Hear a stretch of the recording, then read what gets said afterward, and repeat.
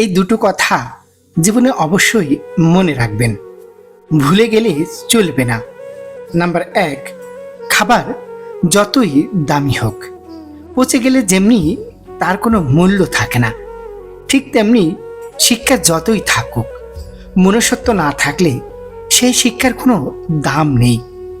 Number 2, একদিন একটি পাখি মৌমাছিকে প্রশ্ন করলো, এত কঠিন পরিশ্রম করে তোমরা মধু তৈরি করো, কিন্তু মানুষ সেই মধু চুরি করে, তোমাদের কষ্ট হয় না?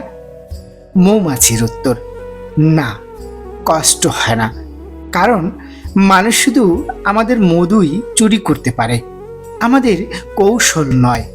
ঠিক তেমনি কেউ হয়তো আপনার অর্জিত সম্পদ চুরি করবে, তবে আপনার সত্তা চুরি করতে পারবে না। তাই জীবনে যতবারই কিছু হারাবেন, আবার নতুন করে করবেন। আপনার সত্তাই আপনার আসল সম্পদ।